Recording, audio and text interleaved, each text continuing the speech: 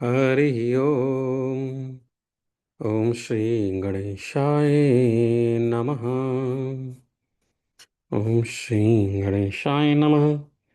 ओम श्री गणेशाय नमः। भगवान श्री गणेश के विभिन्न अवतारों के विषय में आज हम जानेंगे। उनके अलग अलग अवतार हुए।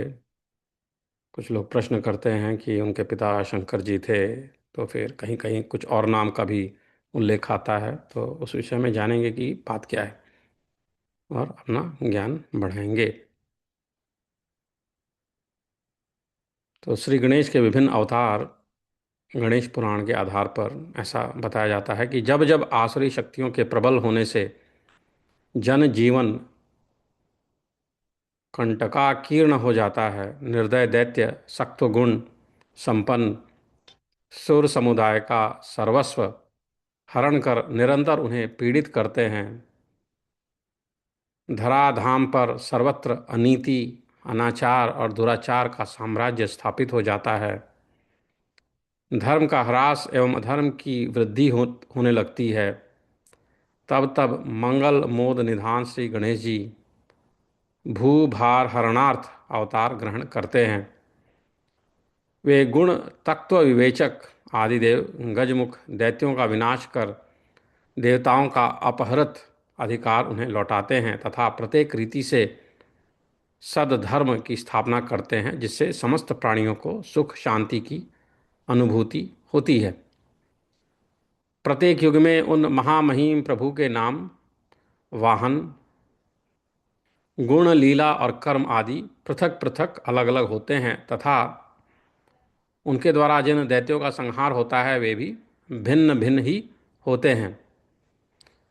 कृतयुग में ये परम प्रभु गजानन सिंहारूढ़ महोत्कट विनायक के नाम से प्रख्यात हुए। उन महातेजस्वी प्रभु के 10 भुजाएं थीं।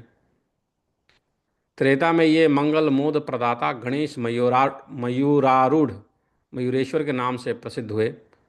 उनकी कांति शुभ्र और भुजाएं 6 थीं। द्वापर में मूषक वाहन शिवपुत्र की गजानन और गौरीपुत्र के नाम से ख्याति हुई। उनकी अंग कांति अरुण थी एवं उनके 4 भुजाएं थीं तथा कली के अंत में ये धर्म रक्षक गजानन अश्वारोही धूम्रकेतु के नाम से प्रसिद्ध होंगे। उनके 2 भुजाएं होंगी और उनकी अंग कांति धूम्र वर्ण की होगी। तो अलग अलग युग में भगवान गणेश अलग अलग रूप में पधारते हैं, धर्म बढ़ाने के लिए, अधर्म का नाश करने के लिए। तो सर्वप्रथम महोत्कट विनायक, उनके बारे में जानेंगे। अंग देश के एक प्रसिद्ध नगर में रुद्रकेतु नामक एक वेदज्ञ ब्राह्मण निवास करते थे। वे अग्निहोत्री, सर्वागम विशारद, सुर गौ द्विज पूजक एवं ईश्वरोपासक थे। उनकी अनुपम रूप लावण्य संपन्ना सदाचारिणी पत्नी का नाम शारदा था। कुछ दिनों बाद शारोद शारदोत्पल्लोचना सती शारदा गर्भवती हुई। पत्नी में अत्यधिक प्रीति के कारण उसके विद्या बुद्धि संपन्न पति द्विजवर रुद्र केतु ने उसके प्रत्येक मनोरथ पूर्ण किया, दोहद पूर्ण किया। इस प्रकार पति परायण शारदा के गर्भ से 9वें मास में अत्यंत कांतिमान 2 यमज पुत्र उत्पन्न हुए। विशाल नेत्र वाले अजानुबाहु सुंदर पुत्रों को देखकर रुद्र केतु अत्यंत हर्षित हुए। उन्होंने मन ही मन कहा, मेरा मनुष्य जीवन और मेरी तपस्या धन्य है। आज मेरा वंश धन्य हो गया, जो मुझे अलौकिक 2 पुत्र रत्नों की प्राप्ति हुई है। रुद्र केतु ने अर्ध्यादि के द्वारा ब्राह्मणों का सत्कार किया। उन्होंने आदिदेव मंगल मूर्ति गणेश की पूजा तथा स्वास्थ्य वाचन करवाया। ब्राह्मणों के द्वारा मातृका पूजन, भक्तिपूर्वक आभ्युदिक श्राद्ध एवं जात कर्मादि संस्कार करवाए। तदनंतर उन्होंने भक्तिपूर्वक ब्राह्मणों की पूजा की और उन्हें धन एवं रत्नों का दान दिया।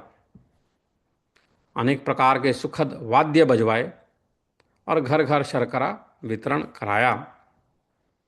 द्विज श्रेष्ठ द्विज रुद्र केतु के आमंत्रण पर ज्योतिषी आए। रुद्र केतु ने अर्घ्य आदि के द्वारा उनका सत्कार किया। दैवज्ञों ने बालकों का नाम देवांतक और नर आंतक रखते हुए कहा कि निसंदेह ये बालक परम पराक्रमी सिद्ध होंगे। देवांतक और नर आंतक परम सुंदर एवं तेजस्वी बालक थे। उनकी मनोहारिणी बाल क्रीड़ा से माता पिता मन ही मन मुदित होकर अपने भाग्य की सराहना करते। माता पिता ही नहीं, उन दोनों बालकों की सुंदर मुखाकृति, सुंदर देह यष्टि एवं मनोहर मुस्कान देखकर सभी उनकी ओर आकृष्ट हो जाते थे। उनकी बाल क्रीड़ाएं मनोहर ही नहीं, साहसपूर्ण भी होती। यह देखकर सभी चकित होते और मन ही मन कहते, ये दोनों बालक निश्चय ही महान पराक्रमी, साहसी और यशस्वी होंगे। शारदा के पुत्र द्वय की प्रशंसा सुनकर उन्हें देखने के लिए कितने ही लोग रुद्रकेतु के घर जाया करते थे। तपस्वी रुद्रकेतु के पुत्रों की प्रशंसा सुनकर महामुनि नारद उनके यहाँ पधारे। नारायण नारायण। मुनिवर रुद्रकेतु एवं उनकी सती पत्नी शारदा ने ब्रह्मपुत्र देवर्षि के चरणों में अत्यंत श्रद्धापूर्वक प्रणाम कर उन्हें आसन दिया। उन्होंने अर्घ्य आदि से उनकी विधिवत पूजा की। फिर अपने दोनों पुत्रों को बुलाकर उन्हें प्रणाम करवाया।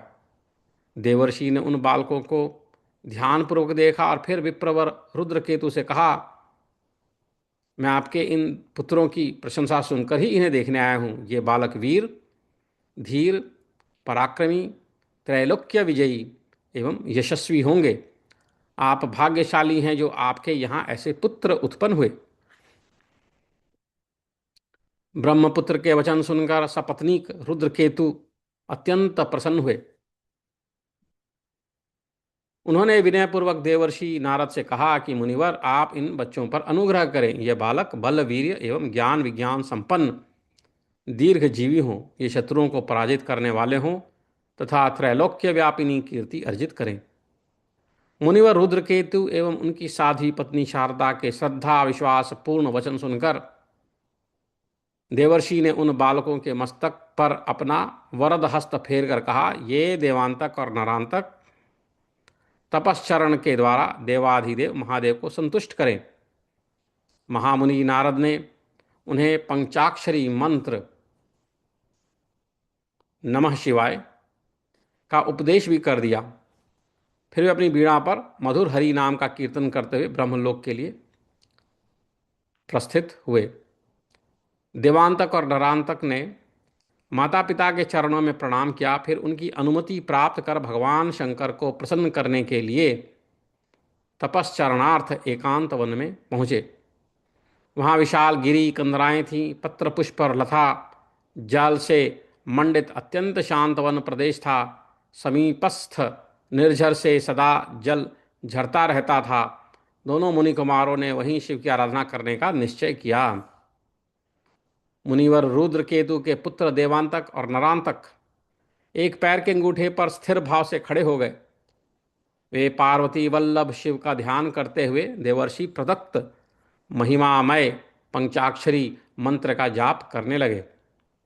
इस प्रकार भगवान शशांक शेखर का ध्यान एवं उनके मंत्र का जप करते हुए उन दोनों भाइयों ने 2 सहस्र वर्षों तक केवल वायु का ही आहार किया। फिर 1000 वर्ष तक केवल सूखे पत्ते खाकर वे तप में लगे रहे। इस प्रकार उन अद्भुत मुनि कुमारों ने 10 सहस्र वर्षों तक असह्य कष्ट सहते हुए उमानाथ शिव के पावनतम मंत्र का जप किया। फलस्वरूप उनका पांच भौतिक कलेवर दीप्तिमान हो उठा। उनके तेज के सम्मुख प्रभाकर की प्रभा मंद पड़ने लगी। उनकी तपस्या से भक्तवत्सल करुणामूर्ति आशुतोष तुष्ट हुए। वृषारूढ़, व्याघ्र आजिनधर, कर्पूर गौर, नीलकंठ, पंचमुख, त्रिलोचन, दशबाहु गंगाधर प्रकट हुए। भगवान शंकर प्रकट हुए। उनके मंगलमय कंठ में फणिहार, मुंडमाला एवं दाहिने करकमंडल में डमरू सुशोभित था। देवाधिदेव चंद्रशेखर के मंगलकर अंगों पर नाना प्रकार के अलंकार शोभा पा रहे थे। देवांतक और नरांतक ने जब गिरिजा मन मानस मराल का दर्शन किया, तब वे आनंदातिरेक से नृत्य करने लगे। सफल मनोरथ मुनि कुमारों ने नृत्य के बाद पृथ्वी पर लेटकर त्रिपुरारी के वांछा कल्पतरु चरण कमलों में प्रणाम किया। फिर उन्होंने बद्धांजलि हो विषम बिलोचन शिव की स्तुति करते हुए कहा कि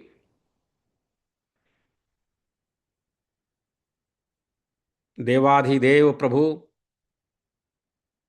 हम आपकी मनवाणी से अगोचर देव दुर्लभ मंजुल मूर्ति के दर्शन कर रहे हैं। अतएव हमारे पितर वंश जीवन जन्म देह नेत्र और तप सभी सफल हुए, सभी धन्य हुए। सनक आदि मुनि एवं सहस्रवदन शेष भी आपकी स्तुति करने में समर्थ नहीं हैं। आप सर्वथा दीनहीन को सर्वांग सुंदर धनाढ़ और अत्यंत दरिद्र को राजा बना सकते हैं। आप मृतक को जीवित और जीवित को मृतक तुल्य करने में समर्थ हैं।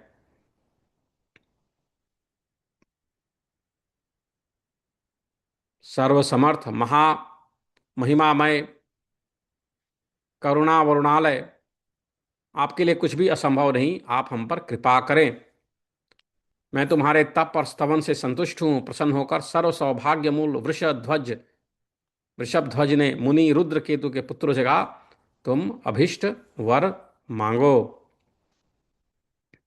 तो उन्होंने कहा कि देवाधिदेव सर्वेश्वर जगदीश्वर, यदि आप हमारे तप से संतुष्ट हैं तो कृपा पूर्वक हमें वर प्रदान कीजिए। देवांतक और नरांतक ने हर्ष गदगद वाणी में वर याचना की कि देव देवेंद्र असुर मनुष्य यक्ष राक्षस पिशाच गंधर्व अप्सरा और किन्नरों से सभी शास्त्रों से पशु सभी शस्त्रों से पशु ग्रह नक्षत्र भूत सर्प कृमि कीट विधातारचित सृष्टि में किसी भी प्राणी से एवं वन या ग्राम में हमारी मृत्यु न हो। देवेश्वर, आप हमें त्रैलोक्य का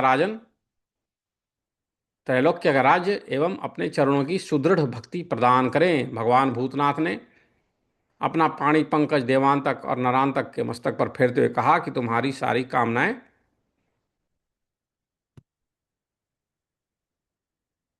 सारी कामनाएं पूर्ण होंगी। तुम लोग त्रिलोकी पर शासन करते हुए सृष्टि के सभी प्राणियों से निर्भय रहोगे। यह वरदान दे आशुतोष अंतर्ध्यान हो गए। सफल मनोरथ देवांतक और नरांतक घर लौटे। उन्होंने अपने माता पिता के चरणों में प्रणाम कर उन्हें अपने तप शिव दर्शन एवं वर प्राप्ति का विवरण सुनाया। तुम लोगों ने अपने जीवन को पवित्र एवं कुल को यशस्वी किया। पुत्रों के मस्तक सूंघकर पिता ने उन्हें अपने अंक में भर लिया।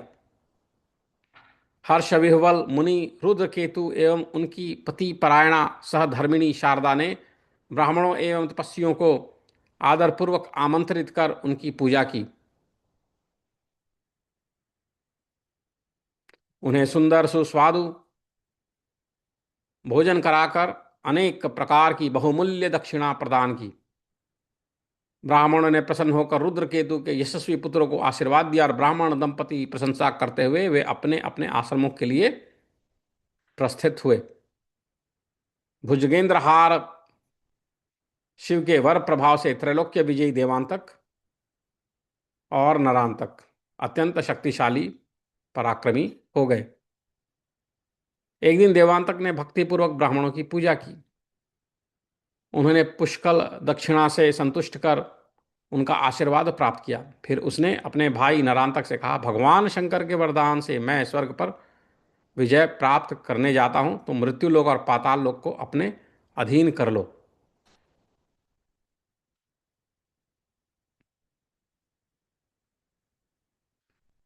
देवांतक शुभ दिन और शुभ मुहूर्त देखकर अमरावती पर जा चढ़ा। वहां वह नंदन वन को नष्ट करने लगा। देवताओं ने उससे युद्ध किया, पर वे सभी पराजित हो गए। स्वयं प्रजायुध सचीपति ने उसका सामना किया, किंतु देवांतक के पौरुष के सम्मुख वे टिक नहीं सके। उनका कठोर वज्र खंडित हो गया। सुरेंद्र ने यत्नपूर्वक प्राण रक्षा की। देवताओं ने भागकर सुमेरु गिरी गह्वर में शरण ली। वे कंदमूल का आहार करते हुए दुखपूर्वक जीवन व्यतीत करने को विवश हुए। सर्वे सुरागता हेमांगिरी गह्वरमुत्तमं कंदमूल फलान्यादन ने निर्दुखेन वासरान। पृथ्वी से असंख्य असुर स्वर्ग पहुंचे। उन असुरों एवं अधीनस्थ सुरों को देवांतक ने धन और अलंकार प्रदान किए। अनेक तीर्थों से जल आए। शंख, भेरी, दुंदभी और मृदंग आदि वाद्य बजने लगे। ऋषियों ने मंत्र पाठ करते हुए वीरवर देवांतक को स्वर्गाधिप पद पर अभिषिक्त किया। इधर असुर सैन्य लेकर नरांतक ने पृथ्वी के नृपतियों पर आक्रमण किया। कितने नरेश पराक्रमी असुर के हाथों मारे गए और कितने राजाओं ने उसकी शरण ग्रहण की। प्रबल असुर के आतंक से कितने नरपाल अपना राज्य छोड़कर यत्र तत्र पलायित हो गए। समुद्र पर्यंत संपूर्ण भूमंडल नरांतक के अधीन हो गया। ऋषि मुनियों ने यज्ञ और स्वाध्याय छोड़कर पर्वत की गुफाओं में आश्रय लिया।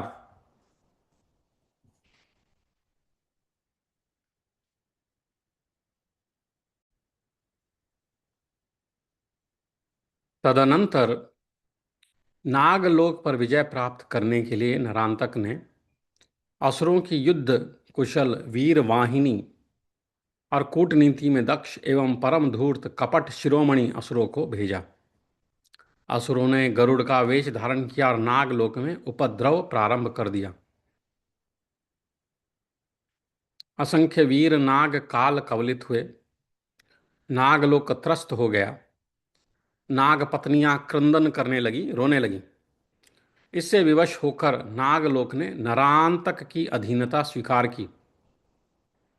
सहस्र फणधारी शेषनाग ने नरांतक को वार्षिक कर टैक्स देना स्वीकार किया। नरांतक ने एक वीर दैत्य को नागलोक का अधिपति बनाया। उसने संपूर्ण पाताल में घोषणा की, असुर शासन में सभी नाग शांति पूर्वक रहें। किसी भी नाग के द्वारा नियमोल्लंघन होने पर संपूर्ण नाग जाति दंडित होगी। भूतल और रसातल में नरांतक के शासन का संवाद प्राप्त कर देवांतक अत्यंत पुलकित हुआ और अपने भाई के स्वर्गाधिप होने का समाचार से नरांतक की प्रसन्नता की भी सीमा न रही। असुर भ्रातृद्वय त्रैलोक्य का निष्कंटक राज्य करने लगे।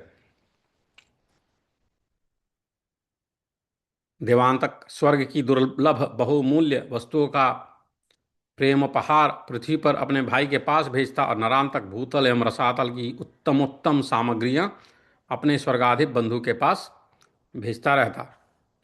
इस प्रकार देवांतक और नरांतक का सर्वत्र एक छत्र साम्राज्य स्थापित हो गया।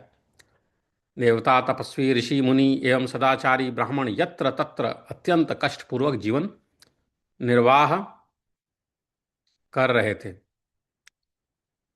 निर्वाह कर रहे थे। महामुनि कश्यप सृष्टा के मानस पुत्र थे। यहाँ पे हम महोत्कट का प्राकट्य जानेंगे। तो महामुनि कश्यप सृष्टा के मानस पुत्र थे। वे अत्यंत बुद्धिमान, पुण्यात्मा, धर्मशील, तपस्वी, संयम तेन्द्रिय, कारुणिक, दुख शोकावमर्दन, भूत भविष्य और वर्तमान के ज्ञाता, वेद वेदांत में शास्त्रों में निष्णात, सर्वशास्त्रार्थ तत्वज्ञ एवं मनोनिग्रही थे। उनकी परम पतिव्रता पत्नी अदिति समस्त शुभ लक्षणों से संपन्न एवं अदीना थी। अद्भुत शीलवती होने के कारण वे महर्षि कश्यप की विशेष कृपा भाजन थी। उन्हीं अनुपम गुण गण संपन्ना अदिति की कोख से इंद्र आदि देव उत्पन्न हुए थे। माता अदिति अपने देवपुत्रों के पराभव एवं यातना से मन ही मन चिंतित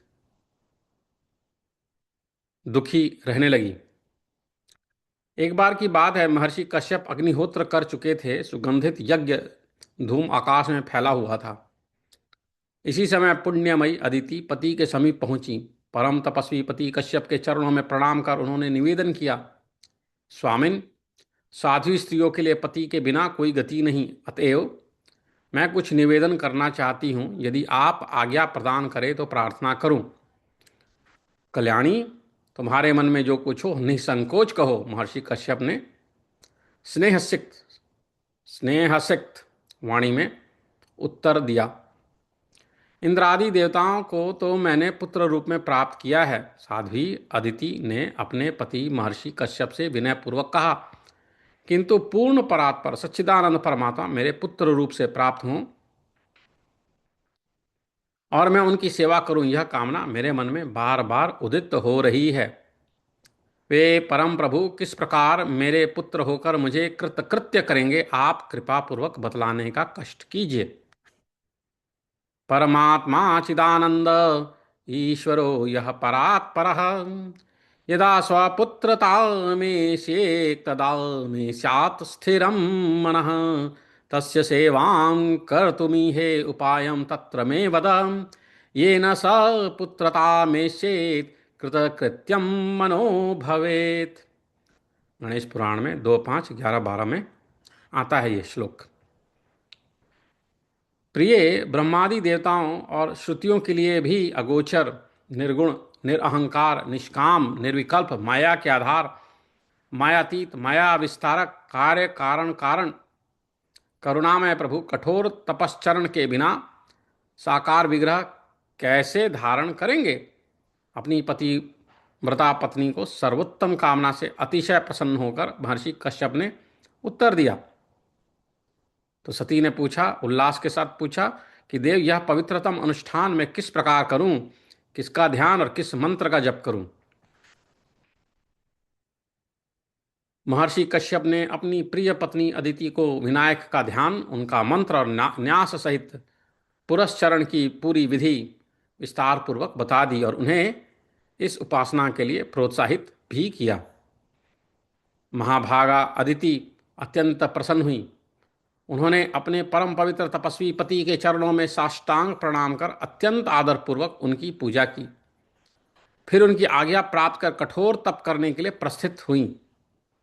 देवमाता अदिति एकांत शांत अरण्य में पहुंची। वहां उन्होंने स्नान कर शुद्ध वस्त्र धारण किए। पवित्र आसन पर बैठकर उन्होंने अपने मन और इंद्रियों का निरोध कर लिया। फिर सविधि न्यास कर देवाधिदेव विनायक का ध्यान करती हुई प्रीतिपूर्वक उनके मंत्र का जप करने लगी। भगवती अदिति देवदेव विनायक के ध्यान और जप में अत्यंत तन्मय हो गई। वे जप ध्यान परायणा देवमाता अदिति सर्वथा निराहार रहती थीं। केवल वायु पर उनका शरीर टिका हुआ था। उनकी उस कठिन तपस्या के प्रभाव से वन के समस्त प्राणी अपना स्वाभाविक वैर भाव त्याग कर निर्वैर हो गए। पता नहीं माता अदिति क्या चाहती हैं, सोचकर देवता भयभीत होने लगे। इस प्रकार उन्हें कठोर तपश्चरण का दुस्सह कष्ट सहते हुए 100 वर्ष व्यतीत हो गए। भगवती अदिति की सुदृढ़ प्रीति एवं कठोर तप से कोटि कोटि भुवन भास्कर की प्रभा से भी अधिक परम तेजस्वी, कामदेव से भी अधिक सुंदर देवदेव गजानन विनायक उनके सम्मुख प्रकट हुए। उनकी 10 भुजाएं थी, कानों में अनुपम कुंडल झिलमिला रहे थे।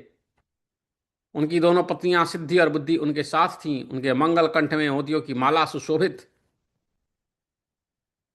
उन्होंने परशु और कमल धारण किए थे। उनकी कटी में स्वर्णिम कटी सूत्र एवं उनके ललाट में कस्तूरी का तिलक लगा हुआ था।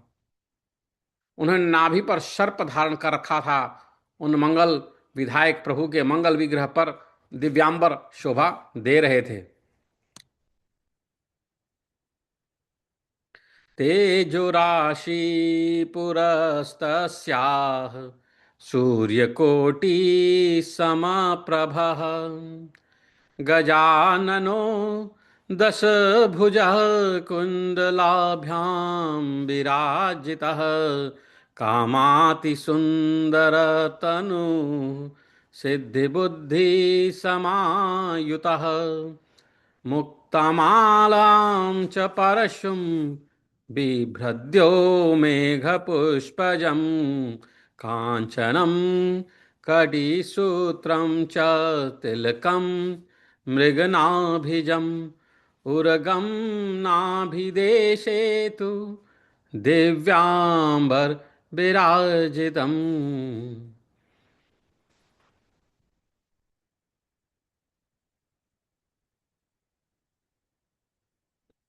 परशुधर दशभुज विनायक के इस परम तेजस्वी रूप का दर्शन करते ही महिमामयी तपस्विनी अदिति भयभीत होकर कांपने लगी। उनके नेत्र मुंद गए और वे मूर्छित होकर धरती पर गिर पड़ी।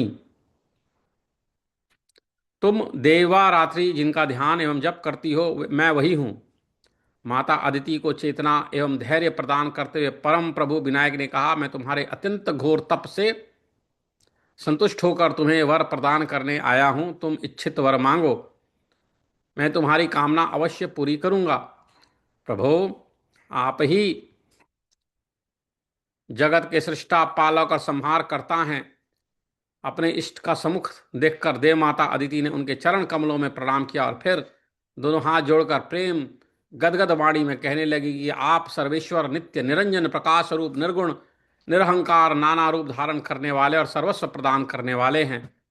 सौम्य रूप प्रभु, यदि आप मुझ पर प्रसन्न हैं और मेरी आकांक्षा की पूर्ति करना चाहते हैं तो कृपा पूर्वक मेरे पुत्र रूप में प्रकट होकर मुझे कृतार्थ करें। आपके द्वारा दुष्टों का विनाश एवं साधु परित्राण हो और सामान्य जन कृत कृत्य हो जाएं।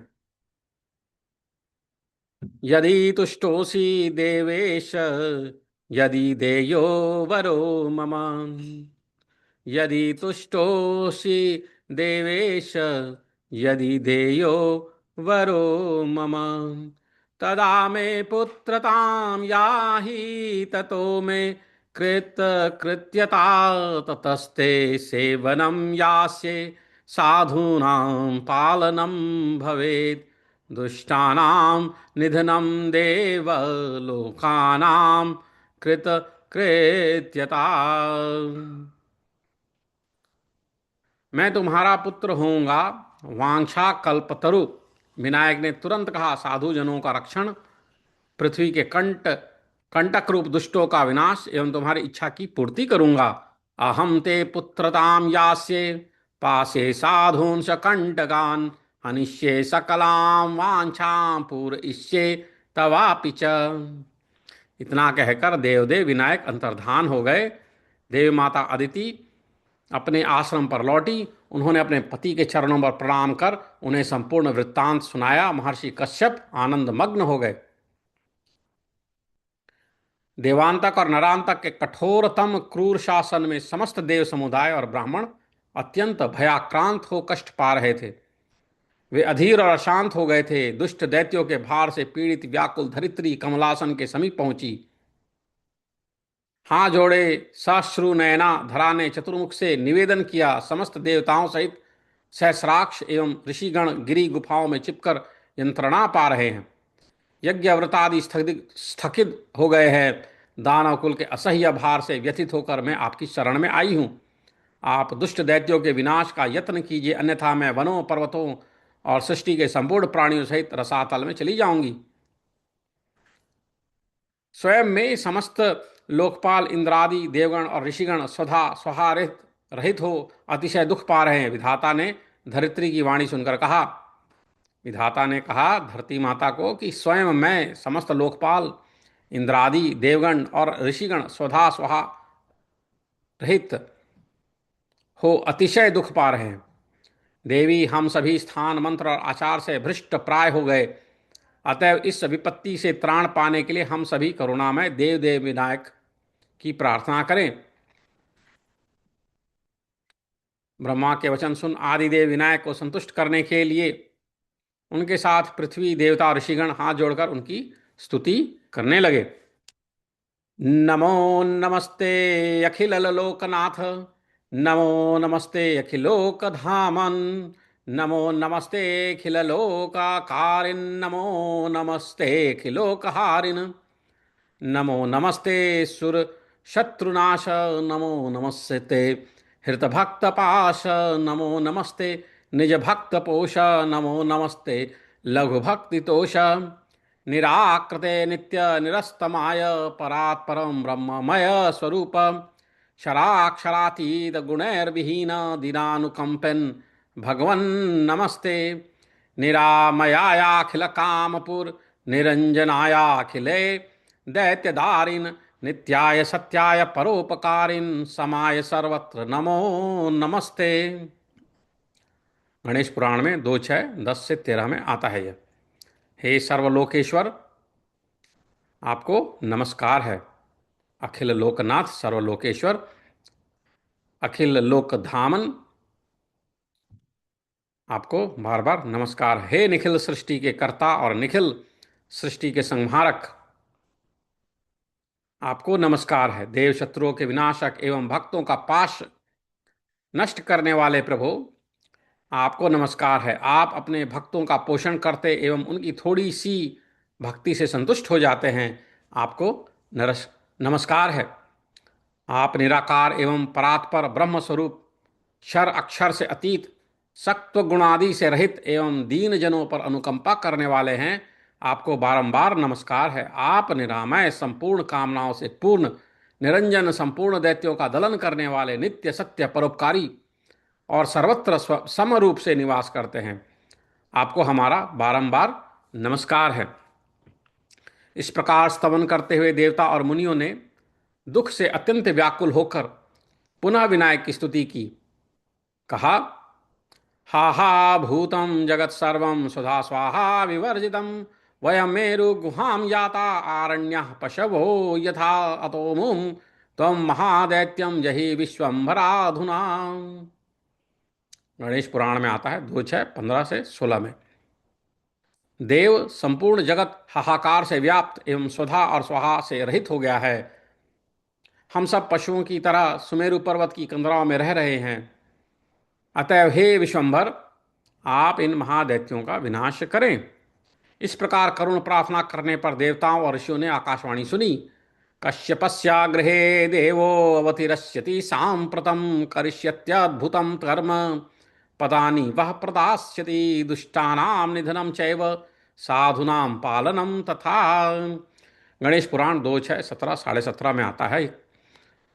संप्रति देवदेव गणेश महर्षि कश्यप के घर में अवतार लेंगे और अद्भुत कर्म करेंगे। वही आप लोगों को पूर्व पद भी प्रदान करेंगे। वे दुष्टों का संहार एवं साधुओं का पालन करेंगे। देवी, तुम धैर्य धारण करो। आकाशवाणी से आश्वस्त होकर पद्मयोनि ने मेदिनी से कहा, समस्त देवता पृथ्वी पर जाएंगे और निस्संदेह महाप्रभु विनायक अवतार ग्रहण कर कर तुम्हारा कष्ट निवारण करेंगे। पृथ्वी देवता और मुनिगण विधाता के वचन से प्रसन्न होकर अपने अपने स्थानों पर चले गए।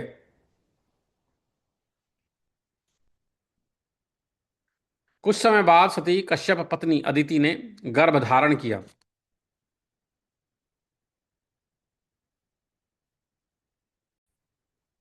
कुछ समय बाद सती कश्यप पत्नी अदिति ने गर्भ धारण किया। उनके शरीर का तेज उत्तरोत्तर बढ़ने लगा। इस प्रकार 9 मास पूरे हो गए। शुभ मुहूर्त मंगलमयी वेला में महाभागा अदिति के सम्मुख अद्भुत अलौकिक परम तत्व प्रकट हुआ। 10 भुजो बहुबल कर्ण कुंडल मंडिता कस्तूरी विलसद्भालो मुकुटभ्राजी मस्तक सिद्धिबुद्धियुत कंठे रत्नमाला विभूषितः चिंतामणि लसद्वक्षा जपा पुष्पारुणाधरः उन्नसो भ्रुकुटी चारु ललाटो दंतदीप्तिमान् देहकान्त्या हतत्तमा दिव्यांबरयुतः शुभः। गणेश पुराण में 2:6-23-25 में आता है कि 10 भुजो बहुबला कर्ण कुंडल मंडिता, वह अत्यंत बलवान था। उसके 10 भुजाएं थी, कानों में कुंडल, ललाट पर कस्तूरी, कस्तूरी विलसत भालो मुकुट भ्राजी मस्तकः, ललाट पर कस्तूरी का शोभाप्रद तिलक और मस्तक पर मुकुट सुशोभित था। सिद्धि बुद्धि साथ था और कंठ में रत्नों की माला शोभा देती थी। वक्ष पर चिंतामणि की अद्भुत सुषमा थी और अधरोष्ठ जपा पुष्प तुल्य अरुण थे। नासिका ऊंची थी और सुंदर भ्रुकुटी के संयोग से ललाट की सुंदरता बढ़ गई। वह दांत से दीप्तिमान था। उसके अपूर्व देहकांति अंधकार को नष्ट करने वाली थी। उस शुभ बालक ने दिव्य वस्त्र धारण कर रखा था। महिमामयी अदिति उस अलौकिक सौंदर्य को देखकर चकित और आनंद विह्वल हो रही थीं। उस समय परम तेजस्वी अद्भुत बालक ने कहा, माता, तुम्हारी तपस्या के फलस्वरूप मैं तुम्हारे यहाँ पुत्र रूप में आया हूँ। मैं दुष्ट दैत्यों का संहार कर साधु पुरुषों का हित एवं तुम्हारी कामनाओं की पूर्ति करूंगा। हर्ष विह्वल माता अदिति कहती हैं, आज मेरे अद्भुत पुण्य उदित हुए हैं, जो साक्षात गजानन मेरे यहाँ अवतरित हुए हैं।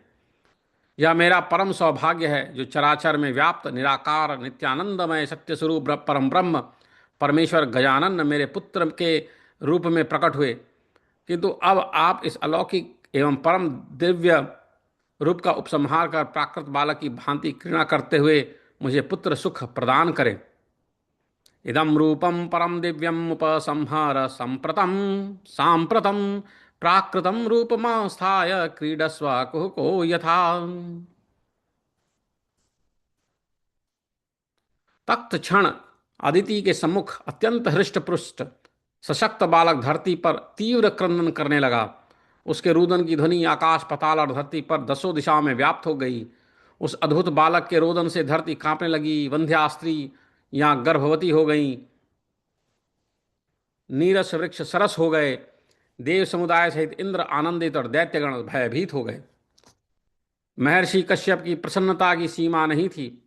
उन्होंने हर्षोल्लास पूर्वक शास्त्र विधि से बालक का जात कर्म संस्कार करवाया, नालक छेदन आदि कराए। उन्होंने ब्राह्मणों और मुनियों को विविध प्रकार के तुष्टि का दान दिया और घर घर मधुर बयान भिजवाए। महर्षि कश्यप की पत्नी अदिति के अंक में बालक आया जानवर बालक आया जानकर ऋषि मुनि एवं ब्रह्मचारी आदि आश्रमवासी तथा देवगण सभी प्रसन्न थे। बालक अद्भुत और तेजस्वी तो था ही, वह अत्यंत बलवान था। उसकी मांसपेशियां सुदृढ़ थीं एवं उसका दीप्तिमय मुख प्रभावशाली था। बालक के स्वरूप के अनुसार पिता कश्यप ने उसका नाम रखा महोत्कट। तेजस्वी महोत्कट ख्याति सुनकर उनके दर्शनार्थ वशिष्ठ वामदेव आदि परमर्षि भी महर्षि कश्यप के आश्रम पर पहुंचे। मुनि कश्यप ने उनकी आसन पाद्य और अर्घ्य देकर प्रीतिपूर्वक पूजा की, उन्हें गायें प्रदान की। फिर हाथ जोड़कर श्रद्धापूरित शब्दों में कहा, मेरा परम सौभाग्य है जो आप जैसे तपोधनों ने यहाँ पधारने का अनुग्रह किया। मुझे आज्ञा प्रदान करें कि मैं आपका कार्य करूं। मुनिवर देवर्षि नारद द्वारा आपके अद्भुत अलौकिक परम तेजस्वी और लोक उद्धारक पुत्र महोत्कट के जन्म का समाचार पाकर हम यह उसे देखने आए हैं। वशिष्ठ ने कहा, यह आने का यही प्रयोजन है। माता अदिति तुरंत अपने प्राण प्रिय पुत्र महोत्कट को ले आई। वशिष्ठ ने बालक के भाल, करकमल एवं पाद पंकजों का ध्यानपूर्वक देखा और वे बोले, इस बालक में शुभ 32 गुण विद्यमान हैं। यह महोत्कट जगत के मंगल के लिए अत्यंत भयानक कर्म करेगा। इस परम तेजस्वी एवं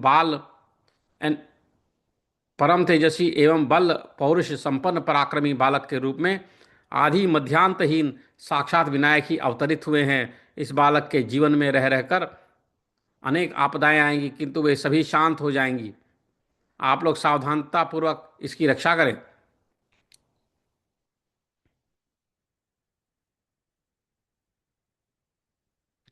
महर्षि वशिष्ठ ने कश्यप नंदन महोत्कट के ध्वज वज्रांकुश शोभित अरुण चरण कमलों की पूजा की। फिर उन्होंने महोत्कट की स्तुति करते हुए कहा कि हे देव देव, असुरों के अनाचार से त्रैलोक्य पीड़ित है।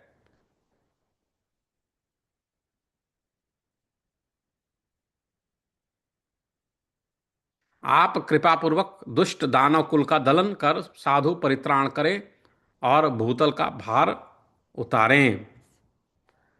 प्रार्थयामास सर्वस्तं भूभार हरणम कुरु साधुनां पालनम देव दुष्ट दानवधातनम। ओम श्री गणेशाय नमः। इसके आगे की कथा हम अगले बार पढ़ेंगे। यहीं पे एक छोटा सा विराम लेंगे, फिर आगे पढ़ेंगे। हरिओम।